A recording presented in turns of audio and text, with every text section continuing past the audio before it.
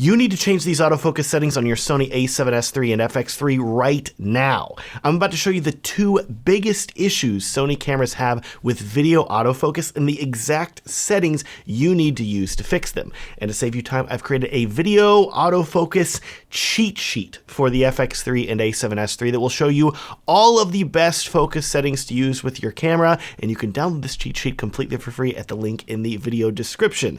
And speaking of giving you the best settings, if you want to take your Sony camera to the next level, I would highly recommend checking out my FX3 and a7S III Pro video guides, because these guides are going to show you how to get the absolute most from your Sony camera, sharing with you the best settings for every single menu item in your camera, plus downloadable camera settings presets, giving you these best settings in just a few clicks. No need to dial them in manually, color presets that work with any video editing software to give you vibrant and true to life colors in just one click, and so much more. In short, if you want to unlock the true power of your Sony camera, these guides will show you how, and I will link to my pro video guides for the FX3 and a7S III in the video description. Anyways, let's talk autofocus. Out of the box, your FX3 and a7S III are going to have decent autofocus. It will be quick and accurate, but there are two big issues with how these cameras handle video autofocus.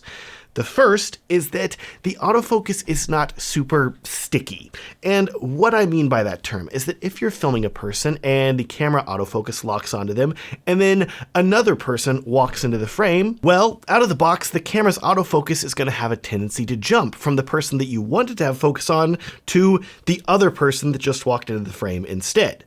Let me show you how to fix that and make sure that your autofocus always stays accurate and sticks to the person that you want it to be stuck to while filming. Side note, by the way, if you get my a7S III or FX3 Pro video guide, it comes with a preset file that you can install to your camera that already has all of these autofocus settings dialed in, as well as all the other settings for the camera, which will save you a ton of time and prevent you from having to watch the rest of this video. So you can get the guide at the link in the video description. Now, grab your FX3 or a7S III, and first of all, make sure that you are in video mode, either on the top of the camera or by pressing the mode button on the FX3, and make sure it's in video mode. Press the menu button, go down to the purple AF/MF menu, and then for focus mode, you're going to make sure this is set to continuous autofocus, and then you're going to want to go down to autofocus subject shift sensitivity. Remember, we're talking about how you want your autofocus to be sticky, meaning that it stays focused on the subject that you want it to stay focused on. And this subject shift sensitivity setting is what is going to keep it focused on a specific person or object, etc. As you can see, whenever you select this setting, a shift sensitivity of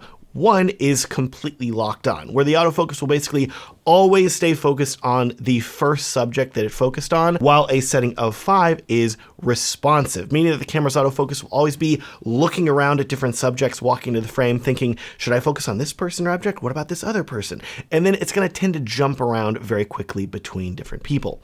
Sony, by default, has set this to level 5 responsive, because whenever you first use the camera, it can make it seem like the autofocus is even faster, and you're thinking, oh wow, look how great this autofocus is. It's picking up on someone as soon as they walk into the frame. That's so great.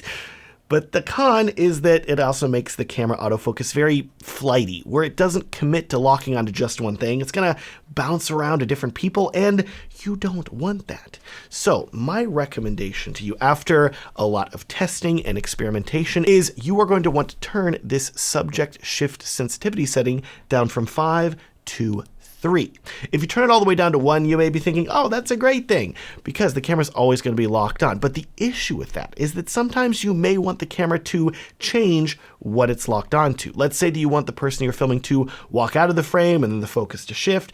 Well, if you leave it set to locked on, the camera is going to take a lot longer to do that, and it's going to be a pain. So by you selecting level 3, it's really the sweet spot, where the autofocus is going to stay significantly more locked on than if it was set to 5, but you still have a lot of flexibility if you want the autofocus to shift, and the camera will still be capable of doing that. Moving on then, the second big issue with how the FX3 and a7S III handle video autofocus is going to come with how quickly the camera adjusts its focus, because out of the box, these cameras have a very digital feeling autofocus. And let me explain that term, digital feeling, because that sounds confusing. It's just like stickiness, right? Why am I choosing all these weird terms? I don't know, but let me explain. These cameras' autofocus feels digital because out of the box, once they find a person's face or eyeball to focus on, any movements that the person makes will be very rapidly compensated for so they stay in focus. What's wrong with that, Matt? That sounds like a great thing. Well, the issue is that there really is an art to focusing a camera. And if the camera is autofocusing too quickly, that can really take the viewer out of what they're watching because the camera will be autofocusing in milliseconds. And if you're, say, filming someone talking to a camera and their head is further back and then it comes forward, if the camera autofocus is too fast, that transition from further away to close up is going to be virtually instant. And it can be really jarring to us as humans whenever the background bokeh and everything shifts basically instantly. In Hollywood, most movie cameras are still manual focus, and there's a person called a focus puller, and their whole job is to manually adjust the focus of the camera to make sure that things are in focus, and very rarely are they ever focusing instantly like an A7S III or FX3 would out of the box. Instead, a focus puller is going to take slightly longer, but their focusing of the lens is going to feel more human because they are human, and that's something that we as people are used to seeing because we're human too. This more accurately represents how the human eye works.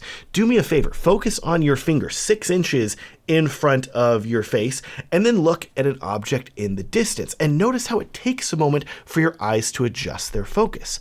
And then notice how much slower that is than how one of these Sony cameras out of the box will adjust its focus. Because remember, by default, Sony wants their cameras to feel very fast whenever you use them, so you think, oh wow, this is such a quick camera. But then whenever it comes time for you to actually film something, it's too fast and it's gonna feel unnatural, and you're gonna be like, man, why does my footage suck? So here's how you fix it. Go back into your camera's autofocus menu, and instead of being on autofocus subject shift sensitivity, we're going to go up here to autofocus transition speed. And this is the setting that will dictate how quickly your camera's autofocus is going to change, with a 1 being a very slow focus change and a 7 being extremely fast. Feel free to turn this up and down to experiment with it. You're going to be amazed at how quick it is on 7 and how much slower it is on 1. Now, by default, the camera is going to be set to 5, which feels a bit too fast to me. So this is an easy fix.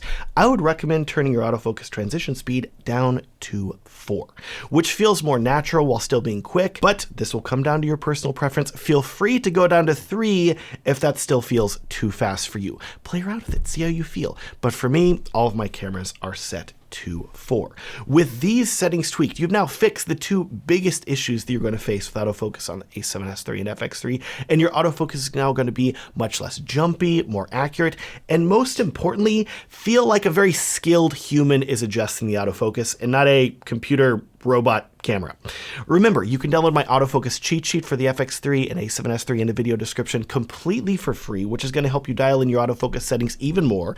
And then when you're ready to learn more about your camera, including a deep dive into every single setting, enabling you to get the very best video quality from your camera and fully master filmmaking with it, I highly recommend checking out my pro video guides for the A7S III and FX3, which are linked down in the video description. I know they're going to be extremely helpful to you and save you so much time optimizing your camera and enable you to get the absolute most from it. Thanks so much for watching. Please like this video and subscribe if you want to see more videos about Sony cameras and filmmaking and video editing, etc. Have a great day.